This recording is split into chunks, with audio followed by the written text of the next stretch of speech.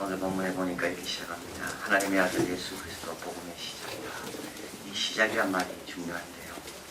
창세기 1장 1절은 태초에 하나님이 천지를 창조하시니까 이 태초라는 말이 20% 시작이라는 말입니다. 요한복음에 보면 태초에 하나님이 말씀이 태초에 말씀이 계시니라. 이 요한복음도 이 태초라는 말로 시작합니다. 이것도 영어로는 beginning, in the beginning, 시작이라는 말입니다. 그런데 오늘 이 마가복음에서 말하는 이 시작은 요한복음과 창세기에서 말하는 어떤 그런 연대기적, 시기적인, 시대적인 그 시작과 의미가 조금 다릅니다. 여기서 말하는 시작이라는 것은 언제든지 다시 시작할 수 있다. 그것을 말합니다. 천지를 창조하실 때 시작은 그거는 그때뿐입니다. 다시 천지를 창조하는 그 시대로 못 돌아갑니다. 연대기적인 시작은 한번 시작하고 그때를 놓치면 다시 그 시작 지점에 돌아갈 수 없는 것이 연대기적인 시작입니다. 근데 여기서 말하는 시작은 연대기적인 시작이 아니라 얼마든지 처음부터 다시 출발할 수 있고 시작할 수 있는 그런 의미가 있고, 또 한 가지 여기서 말하는 시작은 원칙, 기초, 출발점. 그래서 예수님을 만나려면, 예수님을 잘 따르려면 여기서부터 시작해야 된다는 겁니다. 다른 데서 시작하면 예수님을 따라갈 수가 없다는 겁니다. 오늘 우리가 들어야 될 말씀, 예수님처럼 존귀한 분은 없다. 신앙생활 잘 하려면 어디서부터 출발해야 되는가 하면 예수님처럼 존귀한 분은 없다. 이 고백과 이 간증과 이 결단으로부터만 시작되는 겁니다. 그렇지 않고는 아직 시작하지 않은 것입니다. 그리고 오늘부터라도 예수님처럼 존귀한 분이 없기 때문에 내가 이제 예수님을 따라가는 사람의 삶을 오늘부터라도 시작할 수 있다는 것을 여기서 말하는 겁니다. 자, 오늘 본문에서 예수님에 대해서 어떻게 말합니까? 하나님의 아들이라고 말합니다. 하나님의 아들, 하나님은 예수님이십니다. 예수님은 하나님이십니다. 자, 이게 너무 중요합니다. 사람들에게 이렇게 질문하죠. 예수님은 하나님인가? 예수님이 어떻게 하나님이 될 수 있는가? 그 질문의 배경은 뭐냐면 우리가 하나님에 대해서 알고 있다는 말입니다. 내가 알고 있는 하나님의 어떤 그런 지식이 옳다라는 데 기준이, 그 생각이 거기 들어가 있는 겁니다. 그래서 그 기준 가지고 예수님을 재라 그러는 거죠. 그래서 예수님은 하나님인가? 예수님은 하나님 아닌 것 같은데? 그 말은 뭡니까? 내가 하나님이 어떤 분인지 알고 있다는 말입니다. 여러분, 내가 하나님인지 알고 있습니까? 우리가 알고 있는 하나님에 대한 지식은 충분합니까? 그렇지 않습니다. 우리는 하나님을 모릅니다. 그래서 엉뚱한 것을, 버러지 같은 것들을 만들어 놓고 그게 하나님인 줄 그 앞에 절하는 것이 우리 인간들입니다. 물질을 만들어 그게 하나님인 줄 알고, 우리가 하나님에 대한 지식이 얼마나 왜곡되고 잘못됐는지. 그래서 예수님이 하나님입니까? 이 질문은요, 굉장히 교만한 질문이고 이건 틀린 질문입니다. BBC 그 예수 다큐멘터리를 만든 톰 라이라는 영국의 성공의 신학자가 바로 이 질문을 했습니다. 이 질문은 틀린 질문이다. 왜냐하면 어느 누구도 하나님에 대한 충분한 지식을 갖고 있는 사람은 세상에 아무도 없다. 근데 어떻게 네가 알고 있는 그 지식을 기준으로 해서 예수님을 자꾸 하나님이냐 아니냐를 재려버리느냐. 거꾸로입니다. 예수님을 보면 하나님을 봐야 돼요. 오늘 본문 앞에 묵상 기도할 때 제가 읽어드린 말씀, 아무도 하나님을 본 사람이 없지만 독생하신 예수님을 통해서 은혜와 진리가 충만한 하나님을 보게 되는 겁니다. 하나님을 보고 싶으면 어디로 가면 됩니까? 하나님을 보고 싶으면 예수님을 보는 거예요. 예수님은 쉽게 말하면 하나님이 육신을 입을 때 어떤 모습일까? 어떤 말씀을 하시고 어떤 행동을 하실까? 가장 잘 보여주는, 가장 정확한 진리, 길, 생명이 되신 분이 예수님입니다. 그래서 예수님에 대한 고백과 예수님을 따라가기 위해서 첫 번째, 가장 기초적인 걸 정리를 해야 되는데 그게 뭡니까? 예수님은 하나님의 아들이다. 두 번째 오늘 본문에 복음이라 되어 있습니다. 복음은 뭡니까? 기쁜 소식입니다. 여러분, 사랑하는 아들이 저 외국에 있다가 돌아온다 해보십시오. 얼마나 기쁜 소식입니까? 전화가 왔습니다. 공항에 도착했습니다. 참 기쁜 소식입니다. 제가 서울에 있을 때 우리 부모님이 올라온다 그러면 참 기쁜 소식입니다. 솔직히 말씀하면 부모님보다도 이제 오면 용돈 받으니까. 저 같은 방에 제가 있을 때 제 후배하고 같이 있었습니다. 그러니까 우리가 서로 이렇게 이야기하는 거죠. 야, 너희 엄마 온다 그러더라. 그래, 진짜 좋지. 근데 사실 엄마 오는 것보다 엄마가 준 용돈이 좋은 겁니다. 자, 이게 기쁜 소식입니다. 우리 예수님이 오면서, 하나님이 되신 예수님이 오면서 우리에게 얼마나 좋은 걸 주시려고 오시는지. 그래서 여기서 이 복음이란 말은 누구냐면 영웅이 온다는 말입니다. 우리를 해방시키는 영웅이 온다는 그 소식입니다. 그게 복음입니다. 황제가 지금 우리에게 좋은 선물을 들고 오고 있다는 이 소식이 바로 로마 때 쓰였던 말이 바로 이 복음이라는 말입니다. 그래서 우리가 배고파서 기다렸는데 누가 음식을 가지고 오는구나. 우리가 지식이 없어서 갈증하고 있었는데 누가 진리의 말씀을 들고 오는구나. 우리가 지금 죄수의 신분으로 감옥에 갇혀 있는데 누가 이걸 우리를 해방시키기 위해서 누가 지금 출발했다 그러는구나. 이게 바로 복음입니다. 그래서 오늘 본문에 보면 세례 요한이 외치죠. 그럴 때 사람들이 다 요단강에 와서 세례를 받습니다. 여러분, 우리 여호수아 작전을 통해서 요단강이 어떤 강인지 들었습니다. 이스라엘 백성들은 요단강이 특별한 강입니다. 홍해는 저 애국에 멀리 있지만 요단강은 바로 자기가 언제든지 가면 갈 수 있는 게 요단강입니다. 왜 이들에게 특별하냐면 요단강에 가서 씻으면 새로워진다는 것을 이들은 알고 있습니다. 요단강을 건너면서 그 범람한 그 시절에, 보리베는 그 시절에 하나님께서 요단강을 가르는 그 요단강을 마른 땅처럼 건너면서 이들이 새로워진 것처럼 이들이 요단강 가서 씻으면 새로워진다. 그래서 세례 요한의 외침을 듣고 이들이 다 요단강에 나오는 겁니다. 이제 새 시대가 되었구나. 새롭게 우리가 될 수 있구나. 그런데 세례 요한이 뭐라고 외칩니까? 내 뒤에 오시는 이는 나보다 능력이 많은데 그분은 성령으로 세례를 준다. 예수님께서 낙이 타고 예루살렘에 들어가셨습니다. 이때 예루살렘 성에 있는 사람들이 다 일어나 호산나 외칩니다. 왜요? 좋은 분, 하나님의 아들, 우리를 해방시키는 그분이 지금 오고 계시기 때문에. 예수님이 태어났습니다. 그때 천사들이 찬송합니다. 하늘에는 영광이요 땅에는 기뻐하심 입은 자들의 평화도다. 예수님은 복음이고 예수님이 온다는 것처럼 좋은 소식은 인류에게 없습니다. 자, 그런데 이제 오늘 본문에서 이 예수님이 그냥 오지 않습니다. 2절에 선지자 이사야는 그래. 보라, 내가 내 사자를 내 앞에 보내노니 저가 내 길을 예비하리라. 예수님이 오려면 누구가 필요한가 하면 세례 요한처럼, 이사야 선지자처럼 예수님의 오심을 미리 외쳐주고 예수님의 오시는 길을 닦아주는 그 사람이 필요한 겁니다. 이 당시에는 길이라는 것은 너무 험했습니다. 그래서 왕이 오기 전에는 항상 먼저 왕이 편안한 길로 오기 위해서 백성들이 다니는 길 말고 새로운 길을 닦습니다. 그 길을 닦는 일이 얼마나 어렵겠습니까? 진흙과 더불어 살아야 되고 자갈들을 골라내야 되고 손에는 때가 묻고 먼지가 묻게 되고요. 신발에는 다 진흙으로 젖게 되고.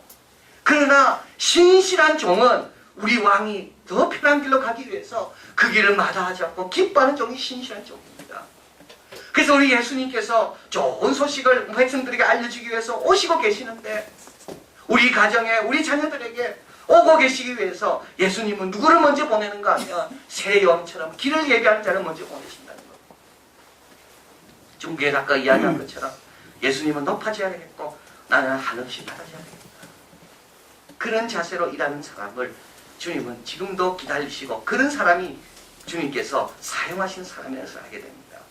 자, 그래서 세례 요한이 일을 합니다. 길을 예비하는 자죠. 자, 그런데 세례 요한이요, 어떻게 이렇게 길을 예비하는 일을 잘 했을까? 자, 오늘 본문에서 세 가지를 우리에게 말씀합니다. 세례 요한이 어디에서 살았는가? 장소가 중요합니다. 어저께도 말씀을 들었죠. 아브라함 보고 하란에서 떠나라고 주님 말씀했습니다. 왜냐하면 하란 땅에서는 믿음의 조상이 될 수가 없기 때문에. 주의 길을 예비하는, 그래서 예수님으로 충만하고 다른 사람에게 예수님을 연결시키는 그 세례 요한 같은 일을 하기 위해서는 어디에 거해야 되는가 하면 광야에 거해야 됩니다. 세례 요한은 광야에 있었습니다. 광야는 하나님을 만나는 장소입니다. 다윗이 광야에서 하나님을 만났고요. 모세가 광야에서 하나님을 만났습니다. 거하는 장소가 너무 중요합니다. 이번에 중국의 그 심양에서 한 3시간 가면 신빙이라는 마을이 있습니다.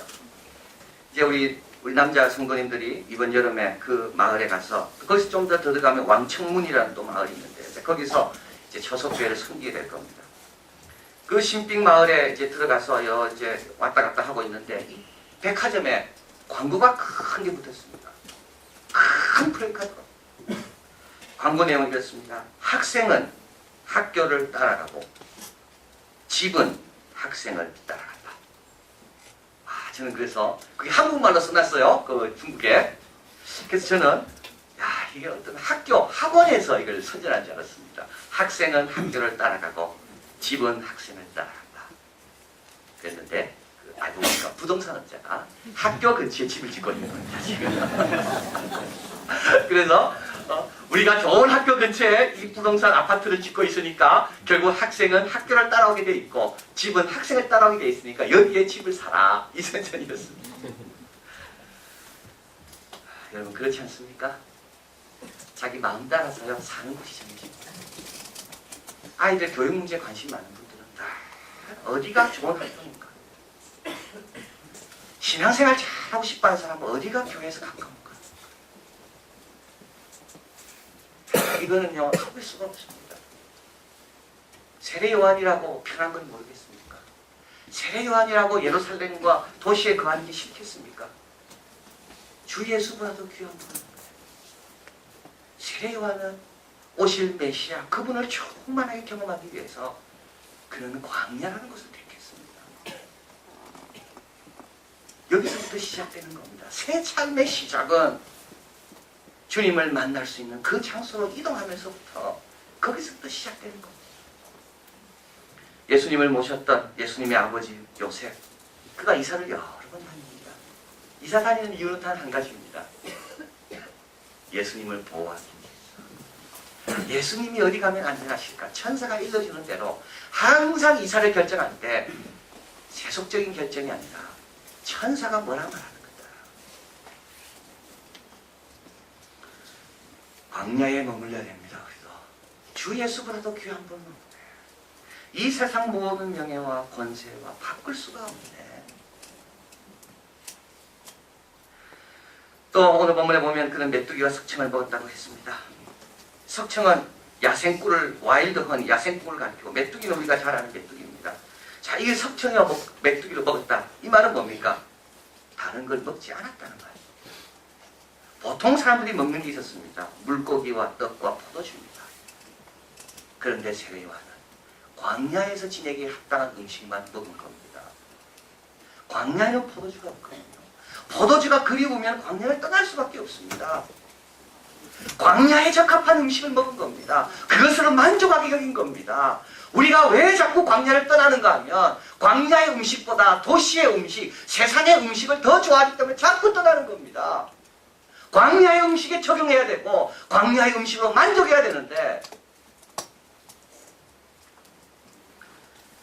이번에 북한에 갔을 때 식사할 기회가 있습니다. 민간경제협력단이라는 북한 그 당국의 공무원들과 함께 식사를 하는데 식사할 때마다 꼭 두 사람씩 앉습니다.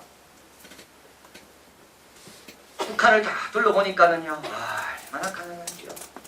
이 그냥 허벌판에 앉아서 그냥 맨손으로 뭔가를 캐고 있습니다. 그게 답니다. 사람들이 그냥 뭐 이렇게 삽도 들고 다니지 않습니다. 그냥 참 걸어가서 땅에 앉아가지고 꼭 벌레들이 붙은 것처럼 얼마나 배가 고프겠습니다.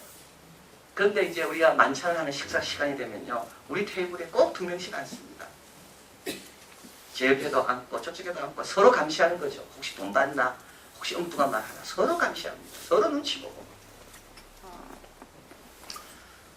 첫날 배가 너무 고팠는데 테이블 위에 술떡 있죠. 술떡하고 뭐 청포묵하고 몇 개가 나와 있더라고요. 그래가지고 우리는 이게 이제 저녁인 줄 알고 떡도 막 3개씩 먹고, 근데 그게 이제 전체 요리였습니다. 그 다음부터 그거 말고 12가지 음식 나옵니다. 우리 한국 남한 사람들은 개걸스럽게 먹고 반죽에 못 먹어가지고 그 잠도 못 자고 다 탈났다 그래요. 근데 그 북한 요원들은 안 먹더라고요. 자기 체면을 유지하려고. 자기도 얼마나 먹고 싶겠습니까? 공항에서 마지막 날 떠나는데 배가 너무 고파가지고 그 공항에 있는 레스토랑 식당에 가서 빵을 사서 커피하고 먹었습니다. 그 요원 두 사람도 들어오라 그래가지고 빵을 반 나누어 줬습니다. 이 사람 우리보다 더 일찍 출근했기 때문에 더 아침 먹은 지 오래됐습니다. 안 먹더라고요.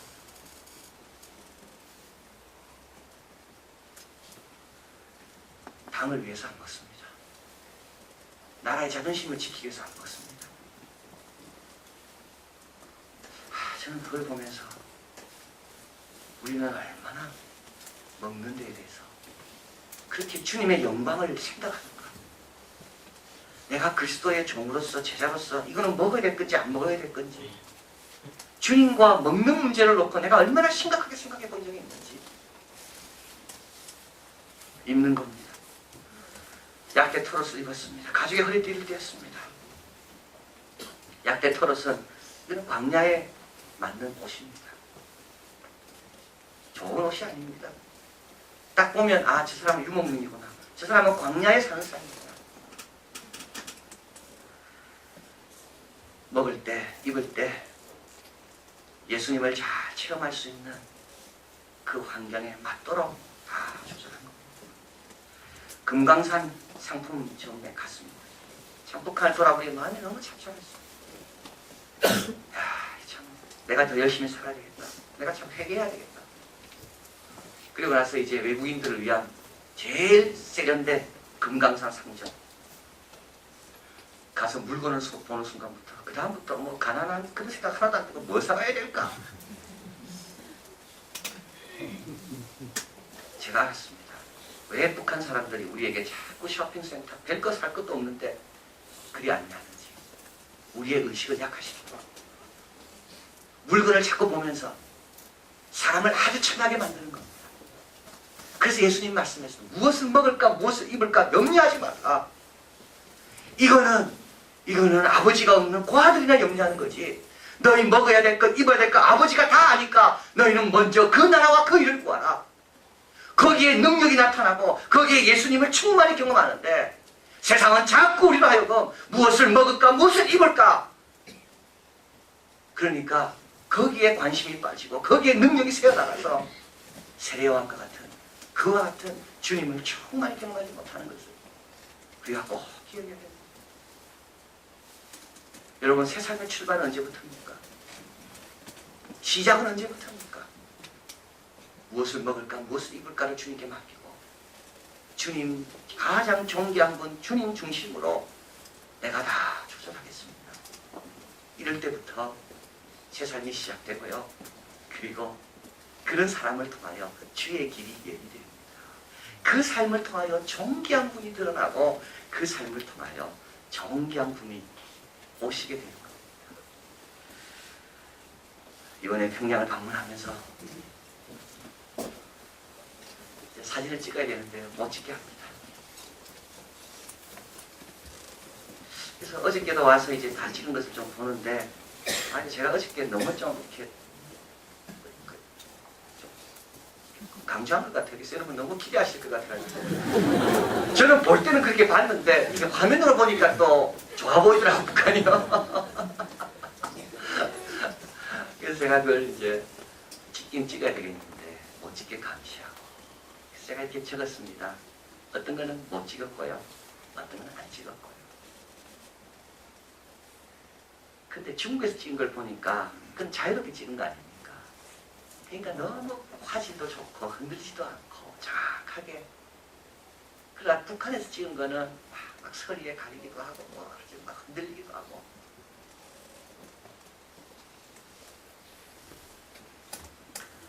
여러분, 예수님 보는데 자유롭습니다. 지금 눈치 보면서 예수 보지 않습니다. 예수님 마음껏 보실 수 있고요. 말씀 마음껏 읽을 수 있고요. 그리고 예수님은 보면 볼수록 아름답고 귀하고 예수님을 못 찍을 수도 없고요. 예수님을 안 찍을 것도 없습니다. 문제는 우리가 세례요한처럼 광야로 나가는가? 문제는 세례요한처럼 사람들이 나를 어떻게 보더라도 사람들이 먹는 그런 음식 말고 광야 생활에 적합한 음식을 먹는가?